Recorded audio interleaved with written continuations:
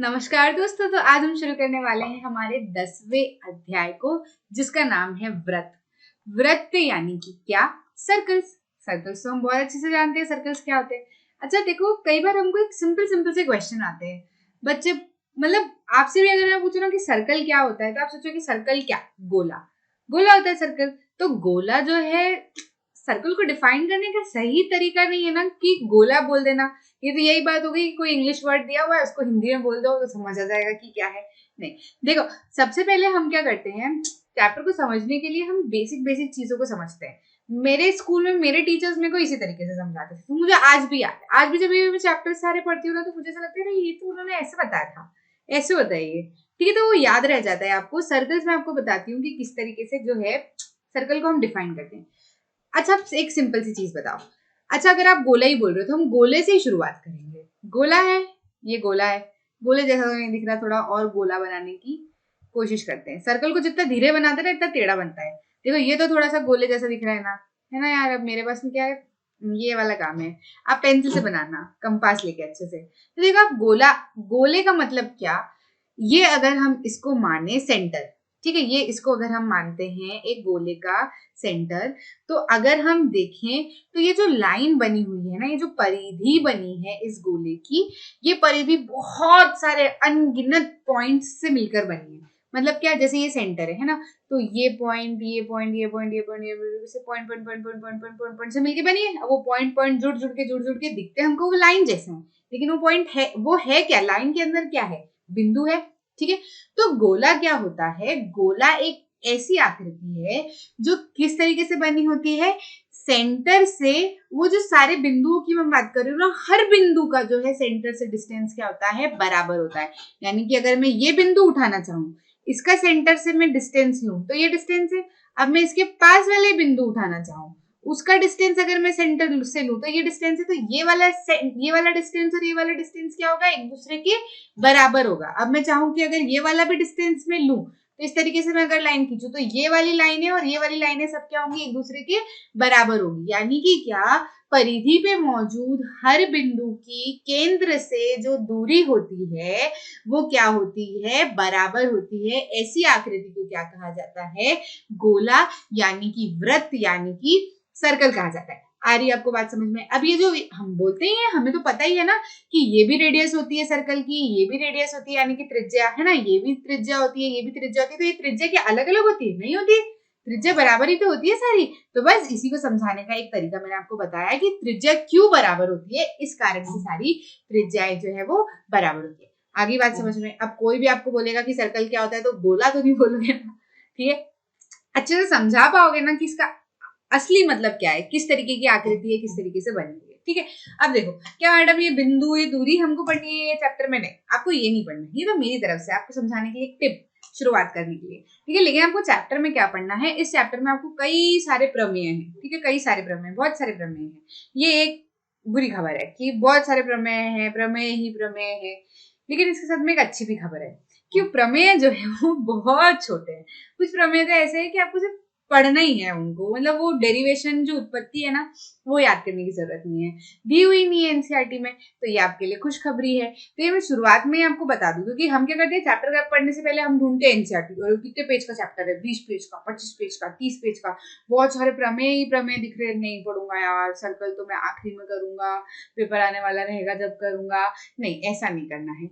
बहुत ईजी सा प्यारा सा चैप्टर है। प्रमेय आपको गिनती में कई सारे दिखेंगे, लेकिन आप जब उनको देखोगे ना तो बहुत छोटे छोटे हैं, और उनकी उत्पत्ति भी जिनकी है ना, तो वो इतनी ईजी है कि वो तो हम बहुत बार कर चुके हैं, मतलब ऐसी उत्पत्तियां हैं उनकी।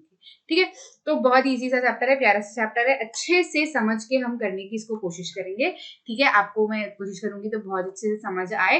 देखो, सबसे पहले हम क्या करते हैं, व्रत से जुड़ी संबंधित कुछ पद हैं, कुछ टर्म्स हैं, है ना, कुछ शब्द हैं जिनको हमें समझना बहुत जरूरी है व्रत का चैप्टर शुरू करने से पहले, ताकि आपको कभी कोई कंफ्यूजन ना हो कि अगर मैं कोई शब्द यूज करूँ तो आप बोलोगे कि मैडम ये क्या होता है, हमें नहीं पता। जैसे मैंने आपको सर्कल एक्सप्लेन किया ना, ऐसे ही कई सारी टर्म्स है सर्कल को लेकर जिन्हें हमें समझना बहुत जरूरी है, तो वो हम समझ लेते हैं। देखो, सबसे पहले तो क्या होता है, एक तल पर उन सभी बिंदुओं का समूह जो तल के एक स्थिर बिंदु से, यानी कि केंद्र से एक स्थिर दूरी पर स्थित हो वह क्या कहलाता है, वृत्त कहलाता है। ये तो मैंने आपको समझा दिया अभी थोड़ी देर पहले, यही समझाया था, ठीक है। स्थिर बिंदु को हम क्या कहते हैं, जो स्थिर बिंदु होता है इसको क्या कहा जाता है, केंद्र कहा जाता है, तथा स्थिर बिंदु से दूरी जो है को वृत्त की त्रिज्या कहा जाता है। ये जो स्थिर बिंदु से दूरी है इसको क्या कहते हैं, वृत्त की त्रिज्या कहते हैं। ये पूरा मैं अभी इतनी देर से आपको नहीं समझा चुकी हूँ, तो पहला पॉइंट तो अपना ऐसे क्लियर हो गया, ठीक है। दूसरी चीज अगर हम देखें तो केंद्र यानी कि सेंटर को वृत्त के किसी बिंदु से मिलाने वाला रेखाखंड भी वृत्त की त्रिज्या कहलाती है। यानी कि आप कोई भी बिंदु ले लो, कोई भी बिंदु ले लो, उसको अगर आप केंद्र से मिलाने की कोशिश करते हो तो ये क्या है, त्रिज्या है। और ये क्या है, कोई सी भी लाइन ले लो आप केंद्र से मिलाते हुए, ये सारी लाइनें क्या कहलाएंगी, केंद्र से मिलाते हुए, थोड़ी सी केंद्र से बाहर होंगी, केंद्र से मिलाते हुए सारी लाइनें क्या कहलाएंगी, सारी रेखाखंड क्या कहलाएंगी, त्रिज्या कहलाएंगी, ठीक है। अर्थात त्रिज्या को दो अर्थों में प्रयोग किया जा सकता है। पहला, रेखाखंड के रूप में, सबसे पहले तो कि रेखाखंड है, एक लाइन है, ठीक है, एक रेखाखंड के रूप में उपयोग किया जा सकता है त्रिज्या को, तथा इसकी लंबाई के रूप में भी उपयोग किया जा सकता है, ठीक है। कि केंद्र से सरकमफेरेंस तक की, यानी कि केंद्र से परिधि तक की दूरी क्या है, तो ये लंबाई भी हमको सर्कल की पता चल सकती है। क्योंकि हम सर्कल कैसे बनाते हैं, हम क्या करते हैं, हम त्रिज्या को ही कंपास पे खींचते हैं, सुई से पेंसिल तक जो खींचते हैं वो त्रिज्या खींचते हैं, फिर वो त्रिज्या को ही रखते हैं, एक केंद्र रखते हैं सुई पे और घुमाते हैं, है ना, तो उससे लंबाई पता चलेगी हमें। तो इस तरीके से हम त्रिज्या को यूज कर सकते हैं।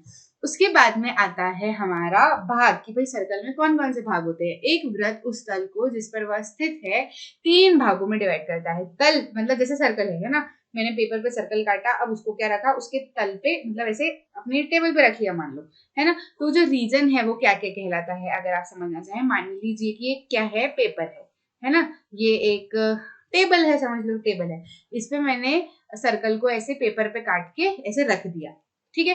तो अब ये वाला हिस्सा जो है इसको यहाँ पे समझो, इस तरीके से इसको क्या करो, यहाँ पे समझ लो। अंदर वाला जो हिस्सा होता है उसको क्या कहा जाता है, अभ्यंतर, यानी कि क्या, अभ्यंतर यानी कि क्या, इंटीरियर, अंदर वाला भाग, सिंपल, ठीक है। वृत्त, ये जो गोलाई है, ये जो लाइन है ना, लाइन, ये जो परिधि है ना, उसको क्या कहते हैं, वृत्त कहते हैं, ठीक है। बाहर वाला जो हिस्सा है वो पूरा वो क्या कहलाएगा, बहिर्भाग, ठीक है, बहिर्भाग, एक्सटीरियर, ठीक है। बस इतनी सी चीज है। वृत्त तथा अभ्यंतर तथा ये जो सर्कुलर रीजन मिलकर, और ये जो वृत्त है ये मिलकर क्या बनाते हैं, ये पूरा मिलकर क्या बनाता है, सर्कुलर रीजन बनाता है, यानी कि क्या, वृत्तीय क्षेत्र बनाता है। वृत्त तथा अभ्यंतर, मतलब ये वृत्त और अभ्यंतर को मिला के, बाहर वाले के हिस्से की नहीं, वृत्त और अभ्यंतर को मिला के क्या बनता है, हमारा सर्कुलर रीजन बनता है, यानी कि क्या, वृत्तीय क्षेत्र, ठीक है। आप बोलोगे मैम मैं इतनी सारी चीजें पढ़ा रही हूँ, ये हमको रटना पड़ेगी क्या, ये एग्जाम में कहीं काम आएगी क्या, नहीं, देखो, फिल इन द ब्लैंक्स चीजों में ये चीजें पूछी जा सकती है, लेकिन जरूरी नहीं है कोई चीज आपको एग्जाम में काम आए तो आप इसीलिए उस चीज को पढ़ो। जरूरी ये है कि अगर हम कोई टॉपिक पढ़ रहे हैं, उससे जुड़ा सवाल अगर कोई भी हमसे कर लेता है, कुछ भी बारीक से बारीक चीज अगर हमसे कोई कर लेता है, तो हमें उसका सवाल का जवाब देना आना चाहिए। यही सही मायने में किसी भी पाठ को पढ़ने का सही तरीका होता है, ठीक है। सिर्फ मार्क्स के लिए, मतलब आप बोलोगे कि मैडम ये तो सब कहने की बात है कि मार्क्स के लिए नहीं पढ़ना चाहिए, एग्जाम में तो मार्क्स ही काम आते हैं, पेपर में तो मार्क्स ही लिखे जाते हैं, तो ये सब बकवास बातें तो आप मत करो। आपकी बात बिल्कुल सही है, लेकिन आप समझो कि अगर आप मार्क्स के लिए पढ़ोगे तो आप बहुत सारी चीजें छोड़ दोगे, आप सिर्फ क्वेश्चन ही क्वेश्चन सॉल्व करोगे, क्वेश्चन को रट लोगे, आपको समझ में कुछ नहीं आने वाला, फिर आप एग्जाम में जाके भूल जाओगे। वहीं अगर आप बारीकियों से समझते समझते चीजों को करोगे तो वो थोड़ा समय भले आपका ले सकती है, लेकिन आपको एग्जाम में वो चीज आप भूलोगे ही नहीं, या एग्जाम में क्या कभी भी कोई पूछेगा तो आपको भूलोगे ही नहीं, तो आपके मार्क्स तो आने ही आने हैं, मार्क्स थोड़ी ना जाने वाले हैं। मार्क्स तो जो है वो आपका आउटपुट है, इनपुट तो क्या है, हमारा समझना है ना। तो चीजों को समझोगे ना बारीकियों से, तो ही आपको चीजें अच्छे से समझ में आएगी और अल्टीमेटली आपको मार्क्स भी अच्छे आने हैं, ठीक है। लेकिन अगर आप मार्क्स के लिए सिर्फ पढ़ोगे तो चीजें समझ में नहीं आने वाली आपको, ठीक है। पहला वाला दूसरा वाला जो तरीका है अच्छे से समझ के पढ़ने वाला, वो आपको अंदर से शांति भी देगा कि हाँ मेरा चैप्टर बहुत अच्छे से समझ आ गया, मेरे को, मैं भूलूंगा ही नहीं कभी, और भूलोगे नहीं तो फिर मार्क्स तो डेफिनेटली आने ही आने हैं। लेकिन आप ये सोचोगे कि सिर्फ क्वेश्चन क्वेश्चन कर लूँ, क्या लिखा है, ABCD आर्क है, AED आर्क है, क्वेश्चन में जाके ये क्वेश्चन आ सकता है तो ये लिखना है, मान लो E A की जगह AC की जगह हो गया तो कहीं गड़बड़ मार्क्स आने ही नहीं है। इससे बेहतर है कि मैं जैसे पढ़ा रही हूँ उस तरीके से पढ़ो, चीजों को समझो। अगर कोई आपको कहता है कि व्रत में जीवा होती है, तो जीवा का अर्थ क्या होता है? जीवा मतलब कुछ भी नहीं। यदि एक व्रत के दो बिंदु ले लो, मतलब कोई भी दो बिंदु ले लो, एक इधर की तरफ ले लो, इधर की तरफ ले लो, इन दोनों को ज्वाइन कर लो, या फिर क्या करो, एक इधर की तरफ ले लो, ऐसी आड़ी ऐसी स्लांट लाइन ले लो, कुछ भी ले लो। व्रत के किन्हीं भी दो बिंदुओं को ज्वाइन करने वाली जो रेखाखंड होती है वो क्या कहलाती है? व्रत की जीवा कहलाती है। ठीक है, यदि एक व्रत पर दो बिंदु लें तो उसे जोड़ने पर जो रेखाखंड मिलता है उसे व्रत का क्या कहते हैं? जीवा, या इंग्लिश में बोले तो कॉर्ड कहा जाता है। ठीक है, उस जीवा को जो व्रत के केंद्र से होकर जाती है व्रत का व्यास कहलाएगा। जैसे मैंने बोला कि जीवा क्या होती है? व्रत के किन्हीं भी दो बिंदु को ले लो, तो यानी कि इन दोनों बिंदु को ले लो तो भी जीवा कहलाएगी। अब मान लो कि मैंने बीच वाले दो बिंदु को ले लिए, ठीक है, इन दोनों को ज्वाइन कर लिया, तो ये क्या कहलाएगी? है तो ये भी जीवा ही है, लेकिन ये क्या है? ये सबसे बड़ी जीवा है। ठीक है, क्योंकि इससे इसके पास वाले जो भी पॉइंट है वो इससे छोटे हैं ना। ये जो जीवा बनेगी ये वाली से छोटी बनेगी, इधर भी अगर मैं कोई सी जीवा बनाती हूँ तो ये से छोटी बनेगी, है ना। यानी कि क्या, ये वाली जीवा जो है ये सबसे बड़ी जीवा है। तो जो सबसे बड़ी जीवा होती है व्रत की, उसको क्या कहा जाता है? व्यास कहा जाता है, यानी कि क्या, डायमीटर कहा जाता है। यानी कि अगर मैं ये सेंटर है ना, ये वाला ये ओ अगर मान लेते हैं सेंटर, वैसे तो ये सेंटर है, तो अगर मैं क्या करूँ, इसको जोड़ने की कोशिश करूँ, इसको अगर मैं जोड़ने की कोशिश करती हूँ तो ये क्या कहलाएगी? सबसे बड़ी जीवा कहलाएगी। ये जो कहलाएगी सबसे बड़ी जीवा कहलाएगी, और इसको हम क्या बोलेंगे? व्यास बोलेंगे। ठीक है, अब आप जीवा जरूरी नहीं कि आप वैसे सीधी ऐसे बनाओ, आप जीवा ऐसे ही बना सकते हो। यहाँ पे भी दो सेंटर वाले पॉइंट मिलेंगे आपको इस तरीके से, जो बराबर दो हिस्सों में क्या करेगी? सर्कल को डिवाइड कर देगी, दो बराबर टुकड़ों में डिवाइड कर देगी, तो वो भी क्या कहलाएगी? व्यास कहलाएगी। ठीक, आगे बात समझ में। तो व्यास क्या होता है अगर कोई आपसे पूछे तो व्यास क्या होता है? व्यास जो है वो किसी भी व्रत की सबसे बड़ी जीवा होती है। ठीक है, और ये किससे मिलके बनी होती है? जैसे ये व्यास है, ये केंद्र है ना। अब इधर वाली हिस्सा ये क्या है? त्रिज्या है ना, ये त्रिज्या है। और ये भी क्या है? इधर वाला हिस्सा ये भी क्या है? त्रिज्या है। यानी कि क्या, व्यास जो है वो दो त्रिज्या से मिलकर बनी हुई है ना। तो व्यास कितना हो जाता है? व्यास जो है वो हो जाता है बराबर दो त्रिज्या के। ठीक है, तो व्यास को हम अधिकतर क्या लिखते हैं? डायमीटर, और त्रिज्या को हम किससे बोलते हैं? रेडियस से। तो डायमीटर जो है वो हमेशा 2r के बराबर होता है। आगे बात समझ में। ठीक है, इतना समझ आया। व्यास डायमीटर सबसे बड़ी सबसे लंबी कॉर्ड होती है तथा सभी व्यासों की लंबाई समान होती है, जो त्रिज्या की कितनी होती है? 2 गुनी। अभी बताया मैंने। ठीक है, शब्द व्यास को भी दो अर्थों में प्रयुक्त किया जाता है, अर्थात एक रेखाखंड लाइन सेगमेंट के रूप में तथा उसकी लंबाई के रूप में। ठीक है, एक रेखाखंड की तरह भी ले सकता है, एक सर्कल की लंबाई के रूप में भी इसको हम ले सकते हैं। ठीक है, संपूर्ण वृत्त की लंबाई को उसकी क्या कहते हैं? परिधि, सरकमफेरेंस कहते हैं। मतलब अगर मैं सर्कल कह रही हूँ, मेरे को सर्कल की पूरी लंबाई ज्ञात करनी है कि ये सर्कल कितना बड़ा है, तो ये क्या है? ये इसकी परिधि कहलाएगी। मतलब आप यहाँ पे खड़े हो, यहाँ से चलना शुरू करो, इसके ऊपर अगर आप घूम के आते हो पूरा यहाँ तक वापस से, तो आप क्या करके आए हो? सर्कल की परिधि पर घूम के आए हो, और यही सर्कल की क्या होगी? लंबाई होगी। आ रही है बात समझ में? क्या कहते हैं इसको? परिधि। इंग्लिश में बोले तो सरकमफेरेंस। ठीक है, कोई परिधि बैठी हो और लेक्चर सुन रही हो तो खुश होना, तुम्हारा नाम आ गया है लेक्चर में।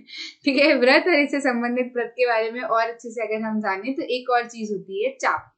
चाप क्या होता है? आर्क। यानी कि अगर कोई व्रत है ना, अब इसका मैं ये वाला हिस्सा अगर लेना चाहूँ, ये इतना वाला हिस्सा मान लो, इतना वाला हिस्सा अगर मैं अलग करना चाहूँ, है ना, यहाँ से यहाँ तक का ये पॉइंट Q मान लो, ये पॉइंट जो है P मान लो, तो इसको मैं क्या बोलूंगी? ये व्रत का क्या है? चाप है।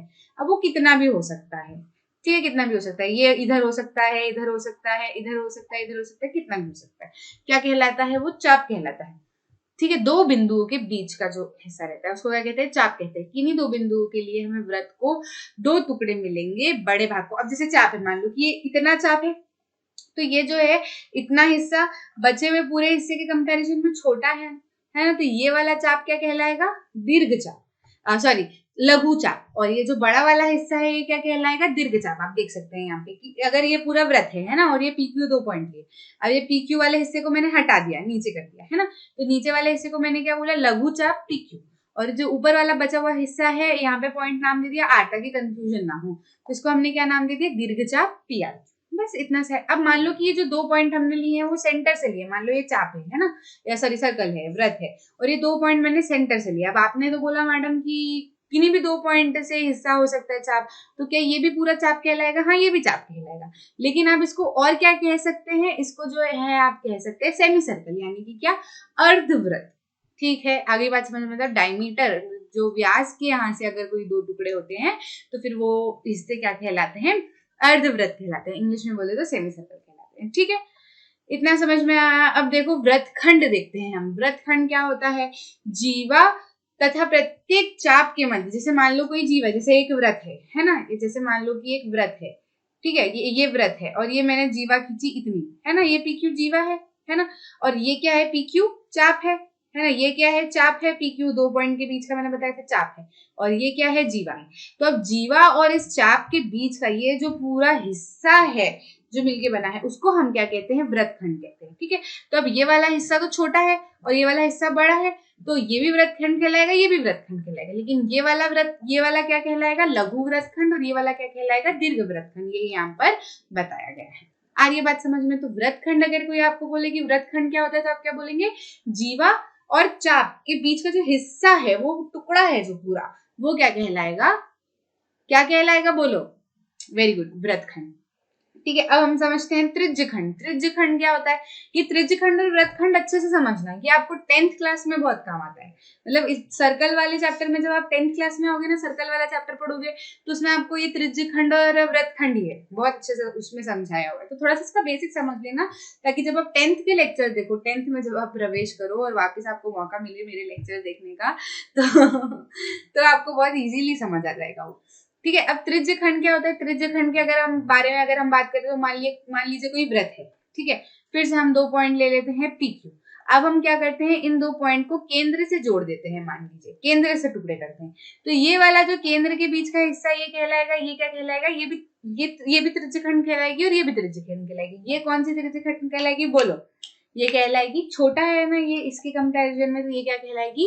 लघु त्रिज्यखंड, और ये क्या कहलाएगी? दीर्घ त्रिज्यखंड। यही कहा गया है। त्रिज्यखंड को इंग्लिश में क्या कहते हैं? सेक्टर। और इसके पहले अभी हमने वृत्तखंड पढ़ा ना, तो वृत्तखंड को इंग्लिश में क्या कहते हैं? सेगमेंट। ठीक है, केंद्र को एक चाप के सिरों से मिलने वाली त्रिज्यखंड, एक चाप के बीच के क्षेत्र को क्या कहते हैं? त्रिज्यखंड, यानी कि सेक्टर कहते हैं। लघु चाप, लघु त्रिज्यखंड, ठीक है, के तथा दीर्घ चाप दीर्घ त्रिज्यखंड के संगत होता है। ठीक है, मतलब ये क्या है? ये चाप है, इतना हिस्सा ये जो है, ये पीक्यू का, ये क्या है? चाप है ना, तो ये चाप है, तो ये क्या है? लघु, ये क्या कहलाएगी? ये लघु चाप कहलाएगी, और इसके संगत जो त्रिज्यखंड बना हुआ है, वो क्या कहलाएगा? लघु त्रिज्यखंड। और ये वाला हिस्सा पूरा क्या है? दीर्घ चाप। तो दीर्घ चाप के संगत जो त्रिज्यखंड बना हुआ है, वो क्या कहलाएगा? दीर्घ त्रिज्यखंड। आगे बात समझ में? इतना सा। जब दोनों चाप बराबर हों, अर्थात प्रत्येक अर्धवृत्त होता है, तो दोनों वृत्तखंड तथा दोनों त्रिज्यखंड एक समान हो जाते हैं, और प्रत्येक को अर्धवृत्तीय क्षेत्र यानी कि सेमी सर्कुलर रीजन कहा जाता है। यानी कि क्या, कि अगर ये जो कोई सा व्रत है, और ये जो कोई सा व्रत है, और जो चाप बने हुए हैं वो यहाँ से बने हुए हैं, और इससे मिलकर हमने क्या है? सेंटर से इनको जोड़ रखा है, तो वो जो रीजन बनता है, वो क्या बनता है? सेमी सर्कुलर रीजन बनता है, तो आधा आधा, यही बोलना चाह रहे हैं, और इससे तो कुछ भी नहीं। अब हम समझते हैं, हाँ, अब हम आते हैं अच्छे टॉपिक पे, ठीक है, जिसमें आपको कुछ दिमाग लगाना पड़े। अभी तक तो हमने क्या किया? सारे पद समझे। क्या क्या समझा हमने? व्रत क्या होता है, त्रिज्या क्या होती है, व्रत का रीजन क्या होता है ना, वृत्तीय क्षेत्र यानी कि, और व्यास क्या होते हैं, है ना, और फिर हमने क्या पढ़ा, और क्या पढ़ा था? बोलो बोलो, जल्दी बोलो। व्यास क्या होते हैं, और क्या पढ़ा था हमने? त्रिज्यखंड पढ़ा, है ना, वृत्तखंड पढ़ा, लघु त्रिज्यखंड, लघु वृत्तखंड, दीर्घ त्रिज्यखंड, दीर्घ वृत्तखंड, ये सारी चीजें। चाप पढ़ी हमने, है ना, और क्या पढ़ा हमने? चाप आर्क पढ़ी थी, और क्या पढ़ा था? जीवा पढ़ी, है ना। ये सारे क्या क्या क्या होते हैं, ये हमने समझ लिया है अच्छे से। अब इससे जुड़े हम क्या करेंगे? जीवा द्वारा एक बिंदु पर आंतरिक कोण बनाया जाता है, वो हम समझते हैं कि वो कैसा होता है। ठीक है, तो मान लीजिए कि एक रेखाखंड है PQ, ठीक है, तथा एक बिंदु है R जो रेखा PQ पर स्थित ना हो। ठीक है, मैं पहले पूरा फिगर, जैसे मान लीजिए कि एक रेखाखंड है क्या? PQ है, ठीक है। अब एक बिंदु है R जो कि क्या है? PQ पे नहीं बना हुआ है, कहीं बाहर बना हुआ है, ठीक है। पी आर तथा क्यू आर को मिलाइए। पी आर को और क्यू आर को क्या कर लिया, पी आर और क्यू आर को क्या कर लिया हमने मिला लिया। ठीक है, तो अब ये क्या बन गया, कोण बन गया, एंगल पी आर क्यू। ठीक है, और रेखाखंड क्या है, पी क्यू द्वारा बिंदु आर पर आंतरिक कोण बनाया गया। इससे हमें क्या समझ में आता है कि ये क्या है, एक रेखाखंड है। ठीक है, और रेखाखंड द्वारा एक क्या बनाया, रेखाखंड द्वारा बिंदु आर पर क्या बनाया गया है, एक कोण बनाया गया है। इतना समझ में आया। तो ये जो कोण कहलाएगा ना, ये जो कोण है ये क्या कहलाएगा, रेखाखंड PQ द्वारा बिंदु आर पर बनाया हुआ आंतरिक कोण कहलाता है। ठीक है, अंदर की तरफ बना हुआ है ना, इसलिए आंतरिक कोण। मतलब क्या हुआ है, फिर से समझो, PQ द्वारा एक कोण बनाया गया है, PQ द्वारा ही बनाया, ये PQ रेखाखंड है। अब PQ ने क्या किया, और आगे बढ़ के ऊपर से एक कोण बना दिया, तो वो क्या बन गया, आंतरिक कोण बन गया। सिंपल सा, इतना सा काम है। ठीक है, अब समझो इसको, इससे क्या है, हमको आना है प्रमेय पे। कुल मिला के प्रमेय 1 पर हम आते हैं, समझते हैं वृत्त की बराबर जीवाएं केंद्र पर बराबर कोण अंतरित करती हैं। ठीक है, तो इससे हमको क्या समझना है, प्रमेय 1.1 क्या कह रहा है कि अगर किसी भी वृत्त में दो बराबर जीवा बनाई गई है, जैसे कि कोई वृत्त है ना, अब इधर ये जो जीवा बनाई गई है इसकी लंबाई और इधर जो जीवा बनाई गई है इसकी लंबाई क्या है, बराबर है। मतलब ये वाली जीवा और ये वाली जीवा बराबर है। अब ये क्या करेंगी, ये केंद्र पर कोण तो डालेंगी। ठीक है, ये केंद्र पर मान लो इसने कोण डाला और इसने भी केंद्र पर कोण डाला, तो प्रमेय 1 क्या कह रही है कि यदि दो जीवाएं बराबर है तो केंद्र पर जब वो कोण डालती हैं, आंतरिक कोण डालती है, तो वो कोण भी क्या होते हैं, एक दूसरे के बराबर रहते हैं। तो हम देख लेते हैं, हम इसको सिद्ध करके बता देते हैं प्रमेय में। ठीक है, तो एक वृत्त जिसका केंद्र क्या है O की दो बराबर जीवाएं हैं AB और CD। ठीक है, त्रिभुजों, अब इसमें हमको क्या करना है, इन दोनों कोण को भी क्या करना है, कुल मिलाकर बराबर सिद्ध करना है। ठीक है, तो हम क्या करें, इन दोनों त्रिभुज को अगर सर्वांगसम सिद्ध कर देते हैं तो इनके कोण भी क्या होंगे, बराबर सिद्ध हो जाएंगे। तो हम देख लेते हैं सर्वांगसम सिद्ध हो रहे हैं कि नहीं हो रहे हैं। तो सबसे पहले तो देखो, इन दोनों ट्राइंगल में की हम बात करते हैं, OA जो है वो OC के बराबर है। कैसे, OA जो है वो OC के बराबर है, क्यों नहीं होगा, होगा ही होगा, क्योंकि OA भी क्या है, केंद्र से बिंदु भार का मिल रहा है, और OC भी क्या है, केंद्र से बिंदु भार का मिल रहा है। तो ये क्या है, त्रिज्याएं हैं। त्रिज्या एक सर्कल की तो सारी त्रिज्या एक दूसरे के बराबर होती है, तो OA OC के बराबर है, सेम OB भी त्रिज्या है और OD भी त्रिज्या है, तो OB OD के बराबर है। ठीक है, और AB बराबर CD तो हमें दिया ही गया है ना, ये तो हमें दिया ही गया है। तो AOB और त्रिभुज COD क्या है, SSS नियम से, मतलब सारी साइड इन दोनों ट्राइंगल की एक दूसरे के बराबर हो गई। तो जैसे ये बराबर हुई तो ये दोनों ट्राइंगल क्या हो गए, एक दूसरे के सर्वांगसम सिद्ध हो गए। जैसे ही सर्वांगसम सिद्ध हो गए तो हम कह सकते हैं ना कि इनके जो अंदर वाले संगत कोण हैं वो भी क्या होंगे, एक दूसरे के बराबर होंगे। आगे बात समझ में, तो हमने ये सिद्ध कर दिया।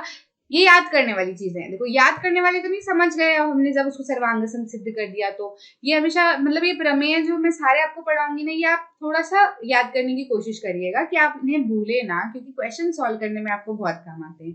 कि कहीं आपको कोई नहीं, दो ट्राइंगल को सर्वांगसम सिद्ध करना है तो आप देख सकते हैं कि क्या वो जीवाएं बराबर दे रखी हैं। अगर जीवाएं बराबर दे रखी हैं तो ये वाले कोण भी क्या होंगे, बराबर होंगे। तो आपको क्या है, किसी भी दो त्रिभुज को सर्वांगसम सिद्ध करने में आसानी होगी। आप लिख सकते हैं कि हम ये जो बोल रहे हैं प्रमेय 1 की मदद से बोल रहे हैं। ठीक है, तो क्या समझ आया हमको प्रमेय 1 की मदद से, कि यदि किसी एक वृत्त में दो जीवाएं खींची गई हैं और वो जो दोनों जीवाएं हैं वो एक दूसरे के बराबर है, तो जब वो आंतरिक कोण डालती है ना, केंद्र पर जब वो आंतरिक कोण डालती है, ध्यान रखिएगा कि कोण जहां पे वो डाल रही है वो केंद्र पर होना चाहिए। ठीक है, तो केंद्र पर जब वो आंतरिक कोण डाल रही है तो वो कोण भी क्या होंगे, एक दूसरे के बराबर होंगे। ठीक है, प्रमेय 10.2 क्या कह रहा है, प्रमेय 10.2 इसका उल्टा कहना चाह रहा है। प्रमेय 10.2 ये कह रहा है कि यदि वृत्त की दो जीवाएं जो हैं, जब वो केंद्र पर बराबर कोण डाल रही हैं, तो वो जो दो जीवाएं हैं वो भी क्या होंगी, बराबर होंगी। वो भाई विलोम जो होते हैं ना, जैसे हर प्रमेय का विलोम हम पढ़ते हैं, तो ये जो आपको इतनी सारी प्रमेय दिखेंगी ना, उसमें आप वैसे देखोगे कि एक प्रमेय दी गई होगी, दूसरी प्रमेय जो होगी वो उसका विलोम ही होगी, तो आपको ज्यादा परेशानी वाली बात आएगी नहीं। तो हम इसको भी सिद्ध कर सकते हैं। कैसे सिद्ध कर सकते हैं, दोनों ट्राइंगल ले लें, है ना, दोनों ट्राइंगल ले लें। अब हमको क्या दिया गया था, पिछले वाले में हमको दिया गया था कि ये दोनों बराबर है और ये कोण को हमको सिद्ध करना था। अब हमको क्या दिया गया, ये दो कोण जो है वो बराबर दिए गए, हमको इन दोनों लाइनों को बराबर सिद्ध करना है। तो हमारा काम तो कोई दिक्कत नहीं है, हमको तो एक चीज की जरूरत पड़ेगी, क्योंकि ये हमको नहीं दिए हुए, इसके अलावा हमको कुछ दूसरा दिया गया है, तो हम वो लिख लेंगे। तो देखो, AO बराबर होगा OC के।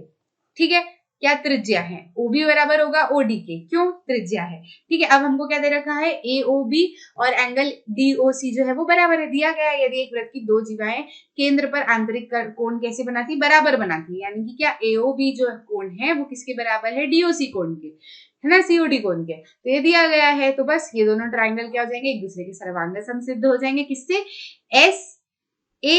SAS नियम से।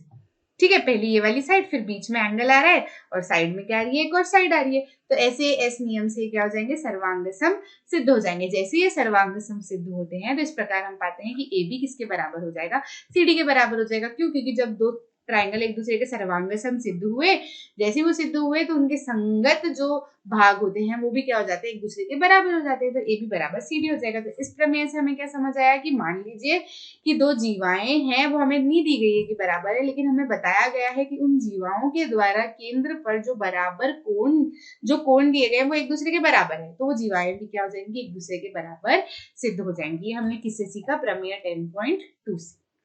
आगे बात समझ, आगे बढ़ते हैं। ठीक है, केंद्र से जीवा पर लंब डालना देखते हैं हम।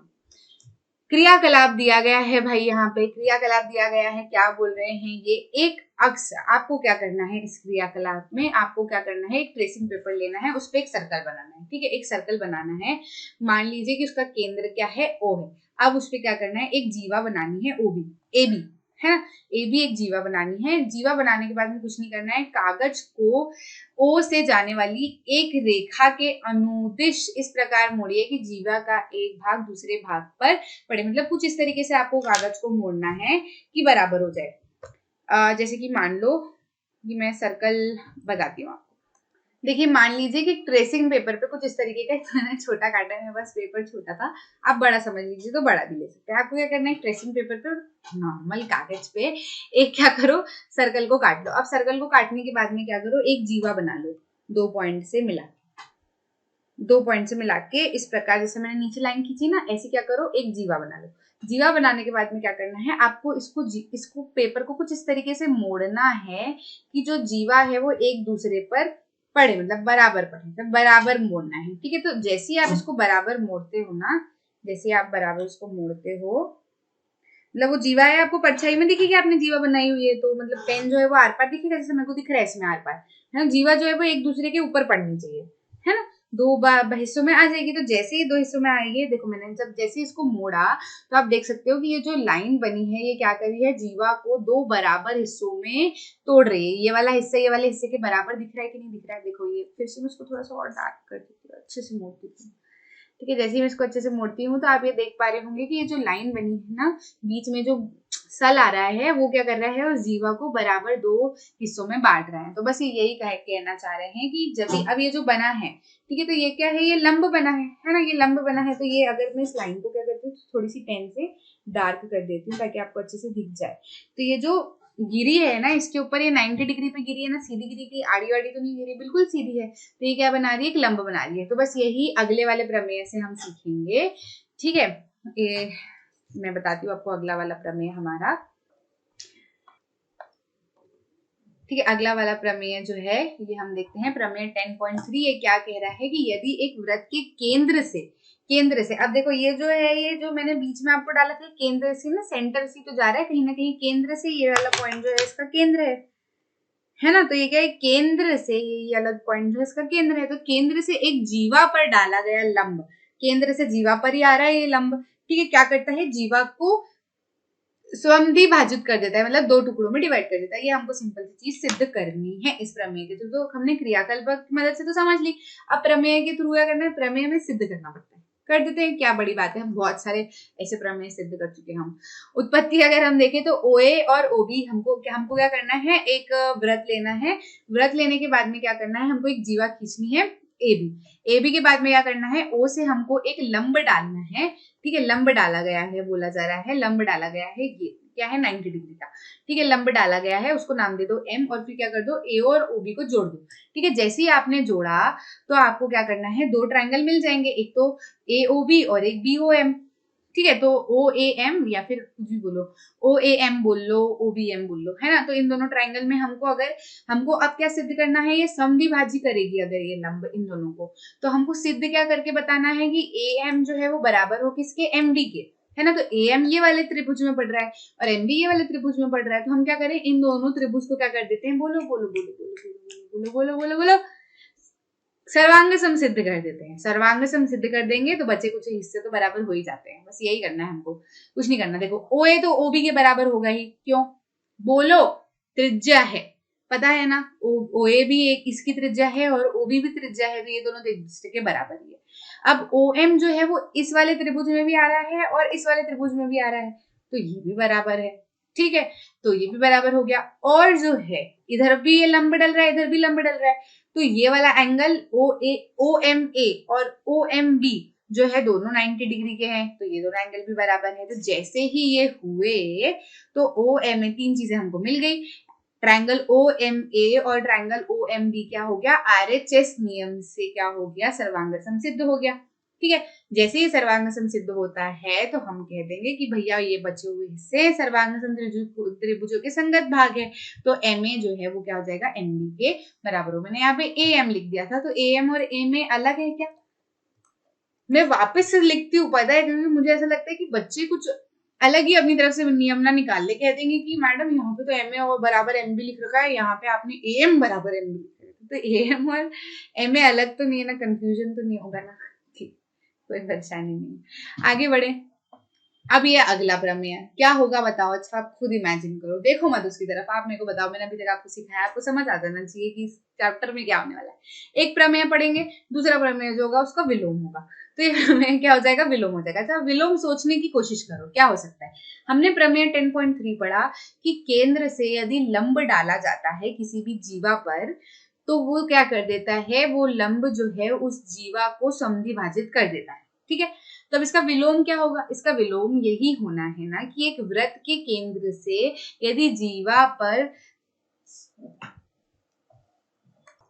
मतलब अगर वृत्त के केंद्र से जीवा को समद्विभाजित करने वाली अगर कोई लाइन जाती है, तो वो लाइन कैसी होगी, लंब होगी, यानी कि वो क्या करेगी, जीवा पर 90 डिग्री का एंगल बनाएगी, ये हमको सिद्ध करना है। तो फिर से वही करो कि भैया समद्विभाजित तो करेगी, ये तो हमको बताया हुआ है, तो ओ ए तो बराबर हो जाएगा ओ बी के, है ना, इन दोनों ट्रायंगल को क्या कर देते, फिर से सर्वांग सिद्ध कर देते, ओ ए बराबर हो जाएगा ओ बी के, ए एम बराबर एम बी हमें दिया गया है क्योंकि यहाँ पे बोला गया है कि यदि वृत्त की एक जीवा समद्विभाजित करने के लिए खींची गई हो, तो ए एम तो जो जीवा है वो तो बराबर हो ही जानी है, ठीक है। तो ए एम जो है वो किसके बराबर हो जाएगा, एम बी के, और ओ एम जो है ये वाले ट्रायंगल में भी आ रहा है, ओ एम जो है ये वाले ट्रायंगल में भी आ रहा है, तो एस एस एस नियम से ये दोनों ट्रायंगल त्रिभुज क्या हो गए, एक दूसरे के सर्वांग सिद्ध हो गए। जैसे ही ये सर्वांग सिद्ध हुए तो ये वाला एंगल भी क्या हो जाएगा, बराबर, ये वाला एंगल भी क्या हो जाएगा, बराबर, और क्योंकि ये बराबर है तो ये क्या होना है, 90 डिग्री के ही बराबर होगा।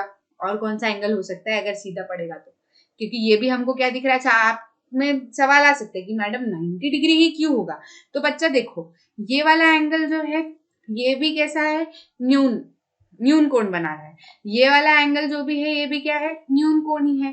तो किसी भी एक ट्रायंगल के सारे एंगल, ये तीनों एंगल मिलके कितने आने चाहिए, 90 डिग्री, अगर 180 डिग्री, ठीक है। अगर दो कोण ही न्यून कोण हो गए तो ये दोनों मिलके ही 90 डिग्री बनाएंगे, तो बचेगा क्या, जो अगला कोण बनेगा उसको तो 90 डिग्री होना पड़ेगा ना, तभी तो ये तीनों मिलके 180 डिग्री बनेंगे।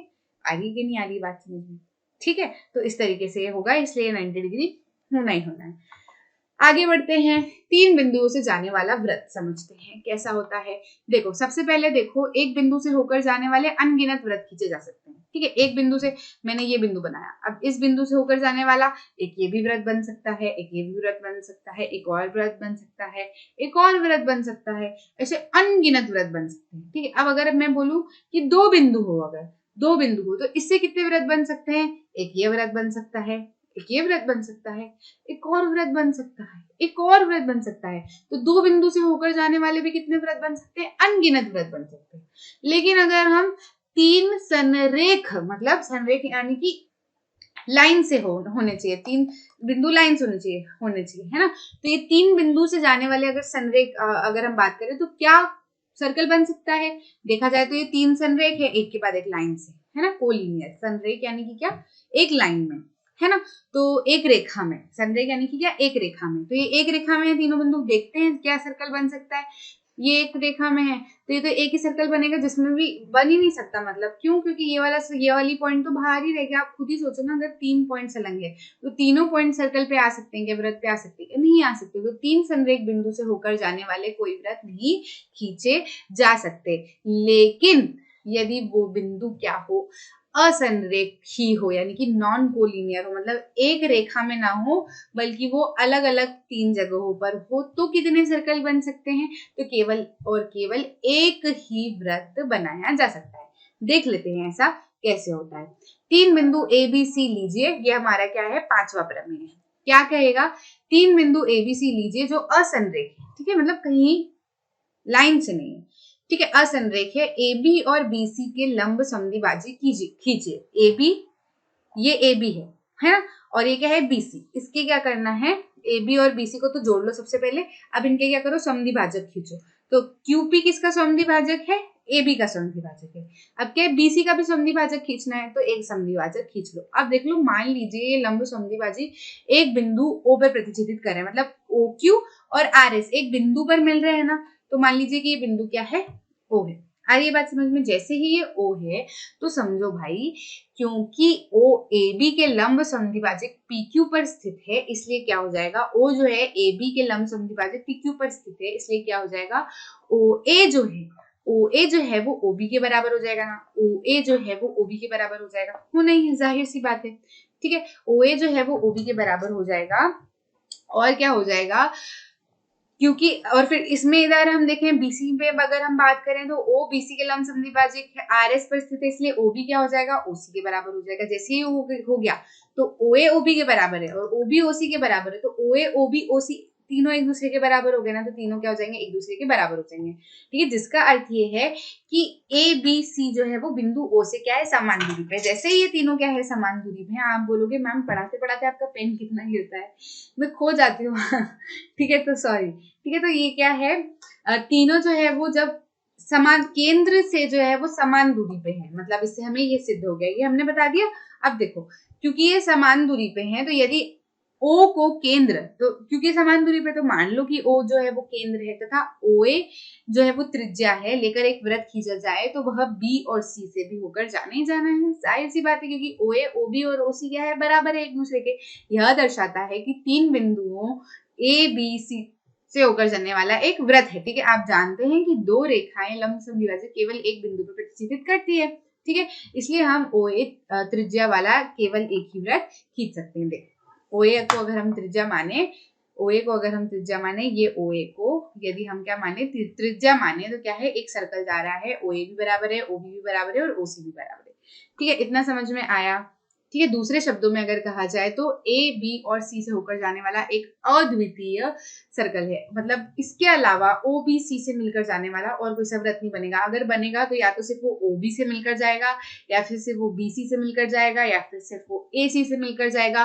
तीनों बिंदुओं से मिलकर जाने वाला केवल एक और एक ही वृत्त बनेगा, ठीक है। यदि ए बी सी एक त्रिभुज हो तो प्रमेय 10.5 से शीर्षों ए बी सी से होकर जाने वाला एक अद्वितीय वृत्त खींचा जा सकता है। इस वृत्त को क्या कहते हैं, ट्रायंगल एबीसी, ठीक है। अब अगर हम उनको क्या मान ले, एबीसी को क्या मान ले, शीर्ष मान ले, है ना, मतलब इनको अगर हम जोड़ लें, ए से सी को जोड़ लें, और ये बी और ए तो जुड़े हुए हैं, है ना, तो मतलब क्या बन रहा है, एक सर्कल के अंदर क्या बन रहा है, एक ट्रायंगल बन रहा है। इसको भी मैं क्या कर देती हूँ, येलो कर देती हूँ, ताकि आपको कंफ्यूजन ना हो।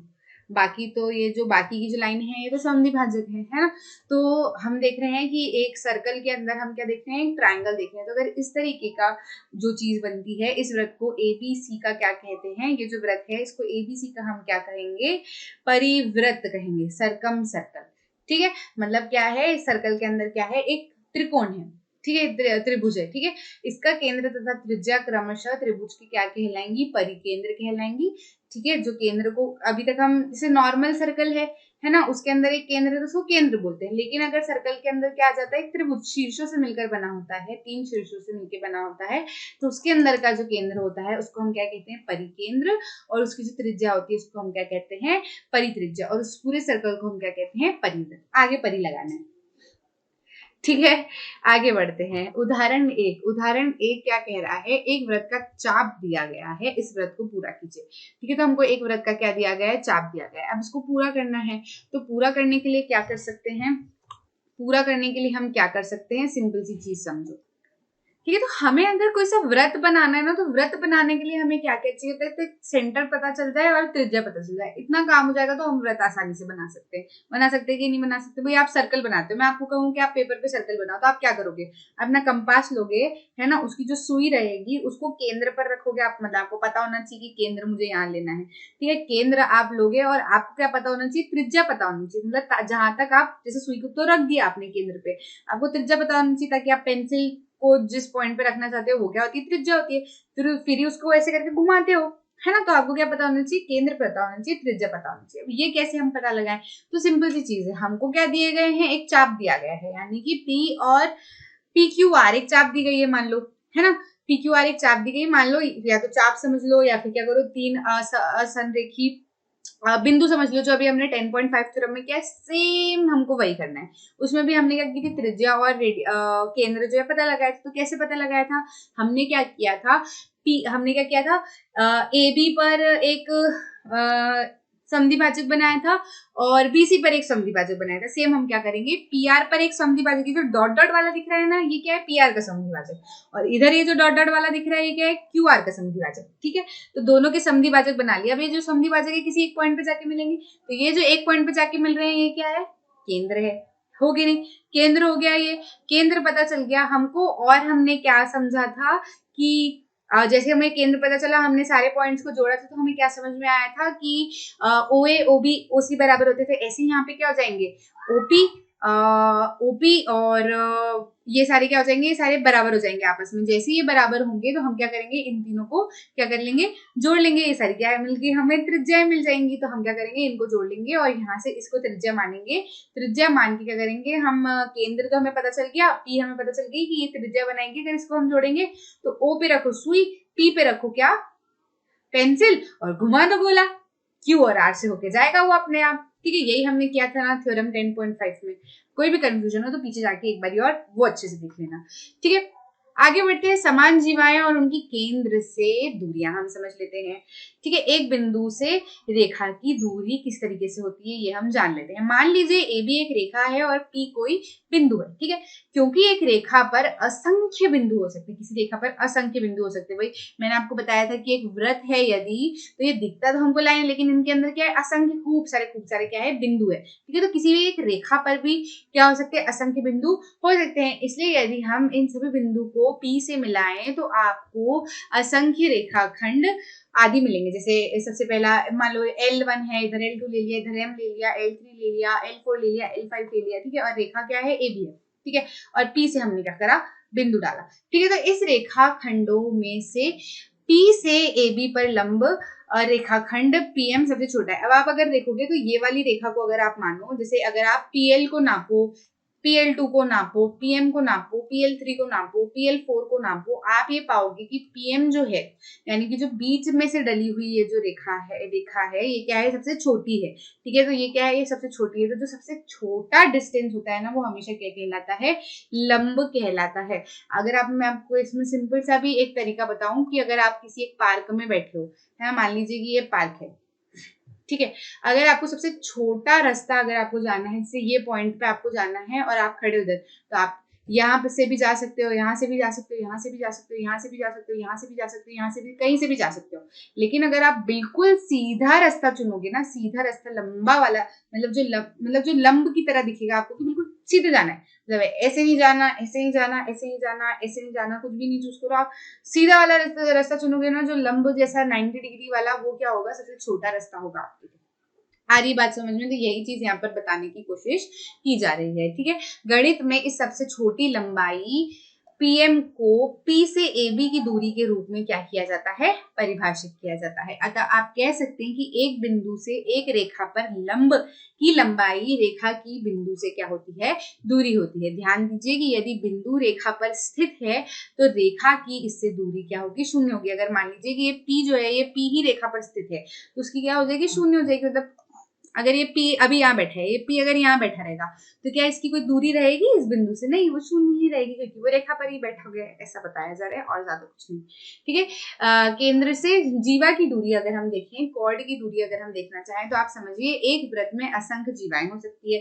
भाई कोई व्रत है ना, ये व्रत है तो मैं ये जीवा भी खींच सकती हूँ, ये जीवा भी खींच सकती हूँ, ये जीवा भी खींच सकती हूँ, ऐसी जीवा भी खींच सकती हूँ, ऐसी जीवा भी खींच सकती हूँ, ऐसी असंख्य जीवाएं मैं खींच सकती हूँ। तीन में असंख्य बिंदु होते हैं, यहाँ भी असंख्य बिंदु है, यहाँ भी असंख्य, तो दो बिंदुओं को जोड़ दो, अनंत जीवाएं बन जाएगी। ठीक है, तो सामान्यतः लंबी जीवा जो है वो छोटी जीवा की तुलना में केंद्र से निकट होती है। तो अगर मैं कहना चाहूँ कि ये व्रत है, ठीक है, और इसकी एक जीवा ये छोटी वाली जीवा है और एक ये जीवा क्या है, ये लंबी वाली जीवा है। देख रहे हो आप, ये छोटी जीवा है, लंबी जीवा है और ये क्या है, केंद्र है। तो आप देखोगे जो लंबी जीवा होगी वो जाहिर सी बात है वो केंद्र से ज्यादा निकट होगी छोटी जीवा के, क्योंकि जो नीचे वाली जीवाएं रहेगी वो तो सबसे आखिरी में आएगी ना, तो जाहिर सी बात है वो केंद्र से दूर ही जाएंगी, और जो लंबी वाली जीवा रहेंगी वो पॉइंट क्या होंगे, केंद्र से पास में ही रहेंगे, तो वो जीवाएं क्या होगी, केंद्र से निकट होगी। यानी कि लंबी जीवाएं जो है वो केंद्र से निकट होंगी और जो छोटी जीवाएं वो क्या है, केंद्र से क्या होंगी, दूरी पर होंगी। ठीक है, व्यास की अगर हम बात करें, डायमीटर जो व्रत की सबसे बड़ी जीवा होती है वो क्या होती है, उसकी दूरी केंद्र से शून्य होती है। जैसे कि ये जीवा है, अगर मैं सेंटर से बनाऊं, है ना, सेंटर से लेकर जा रही हूँ मैं इस जीवा को, तो ये क्या है, व्यास है, ये सबसे व्यास है। मतलब इस व्यास जो है वो केंद्र से ही होकर जाना है ना, तो जाहिर सी बात है अगर मैं इस व्यास को बनाऊं या फिर मैं इस व्यास को बनाऊं, है ना, तो ये क्या है, केंद्र से होकर ही जाना है, तो केंद्र से इसकी थोड़ी ना दूरी होती है, तो ये क्या होती है, सबसे लंबी जीवा होती है। तो आप समझ सकते हो जो सबसे छोटी जीवा होती है वो केंद्र से क्या होती है, दूर होती है। जो लंबी जीवा होती है, जैसे जैसे लंबाई बढ़ती जाती है जीवा की, तो जीवा क्या होती है, केंद्र से निकट आती जाती है, और जो सबसे लंबी जीवा होती है वो तो केंद्र पर ही मौजूद होती है। ठीक है, उसकी दूरी क्या होती है, शून्य होती है। अब इससे हम क्या समझते हैं, इससे हम आते हैं प्रमेय 10.6 पे। प्रमेय 10.6 क्या कहता है, एक वृत्तीय की या सर्वांग समवृत्तों की बराबर जीवा केंद्र से क्या होती है, उसकी दूरी क्या होती है, समान दूरी पर होती है। ठीक है, यानी कि क्या, एक वृत्त या फिर सर्वांग समवृत्त बराबर जीवाएं केंद्र से समान दूरी पर होती है। मतलब अगर ये ए बी जीवा सी डी जीवा के बराबर है ना, अगर कोई सी जीवा है, ये एक व्रत है और ये जो दो जीवाएं हैं, ठीक है, अब ये कह रहे हैं कि ये वाली जीवा जो है ये वाली जीवा के बराबर है, तो जाहिर सी बात है ना कि इन दोनों की लंबाई, इन दोनों की जो केंद्र से जो दूरी है, ये इन दोनों की जो केंद्र से दूरी है वो भी बराबर ही होंगी।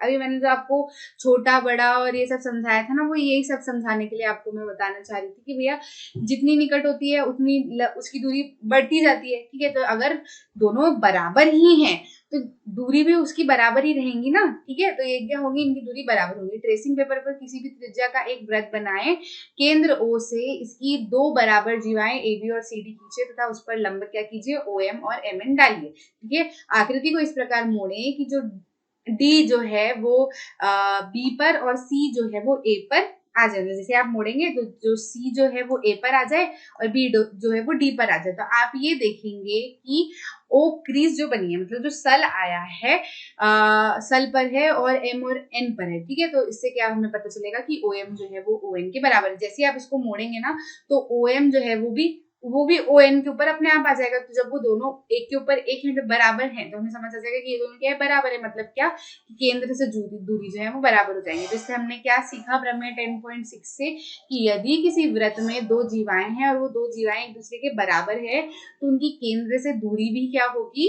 बराबर होगी। इतना सा, इसमें और कोई उत्पत्ति वगैरह नहीं है। अब इसका ही और अगर हम इसको देखें तो O डैश केंद्रों वाले सर्वांगसम वृत्त बनाएं और प्रत्येक पर समान जीवाएं। अब देखो एक और चीज है, अभी तो हमने क्या देखा था कि एक ही व्रत में देखा था। अब वही चीज अगर हम दो व्रतों में सिद्ध करना चाहें कि दो व्रत है और वो दोनों व्रत क्या एक दूसरे के सर्वांग से मतलब बराबर है, उनका शेप साइज सब एक दूसरे के बराबर है, तो उसमें अगर हम दो बराबर जीवाएं खींचते हैं कि इधर ए बी जितनी बड़ी है लंबाई की और तो उतनी लंबाई की CD हम इधर बना रहे हैं, फिर हम क्या करेंगे, अगर उन दोनों को इसको काट के दूसरे वाले सर्कल के ऊपर रखेंगे ना, तो हम ये देखेंगे कि जो डीएम जो है वो ओ डैश एन के बराबर आएगा। यानी कि क्या, यदि दो सर्कल भी है अगर अलग अलग, दो वृत्त भी है अलग अलग, सर्वांगसम वृत्त है, यदि सर्वांगसम होने चाहिए, सर्वांगसम वृत्त है अलग अलग, तो उनकी भी अगर दो जीवाएं हैं, एक जीवा इधर बनी हुई है, एक जीवा इस वृत्त में बनी हुई है, तो जो दो जीवाएं अगर आपने बराबर लंबाई की खींची है, तो उन दोनों की दूरी जो केंद्र से होगी वो भी क्या होगी, बराबर होगी। ठीक है, ये समझ में आया। फिर आते हैं हम प्रमेय 10.7 पे। प्रमेय 10.7 क्या कह रहा है, एक वृत्त के केंद्र से समदूरस्थ जीवाएं लंबाई में क्या होती है, समान होती है। बस ये क्या है, उसका विलोम, 10.6 का विलोम। ये क्या कहना चाह रहा है कि एक वृत्त से केंद्र से समदूरस्थ, मतलब केंद्र से अगर दो जीवाएं बनाई गई हैं और उनकी दूरी क्या है, केंद्र से बराबर है, तो क्या होगा, वो जो जीवाएं हैं वो भी क्या होंगी, एक दूसरे के बराबर होंगी। ठीक है, 10.6 का विलोम हो गया। तो इसको अगर हम देखना चाहें तो हम कैसे देखेंगे, हम क्या करेंगे, वही करेंगे, केंद्र ओ वाला एक वृत्त खींचेंगे, केंद्र ओ से समान लंबाई की दो रेखाखंड OL और OM बनाएंगे। पहले हम क्या कर रहे थे, जीवा खींच रहे थे, अब हमको जीवा तो सिद्ध करनी है, तो पहले हम क्या बनाएंगे, समान दूरी की, मतलब OL जितना लंबा हम देख रहे हैं, OM भी हम क्या करेंगे, उतना लंबा ही लेंगे। ठीक है, फिर वृत्त की जीवाएं क्रमशः OL और OM पर लंब PQ और RS खींचिए। ठीक है, इन पे क्या कीजिए, लंब PQ और RS कीजिए। फिर क्या कीजिए, फिर से कोण को मोड़िए। ठीक है, तो जब हम लंबाई नापेंगे ना, तो हम क्या करेंगे, हम ये देखेंगे कि PQ और RS जो है वो एक दूसरे के ऊपर क्या कर रहे हैं, ओवरलैप हो रहे हैं, एक दूसरे के बिल्कुल एक के ऊपर एक आ रहे हैं। और देखा भी जाए, अगर आप स्केल से भी लंबाई नापेंगे तो OQ की लंबाई जो है वो RS के बराबर ही आएंगी।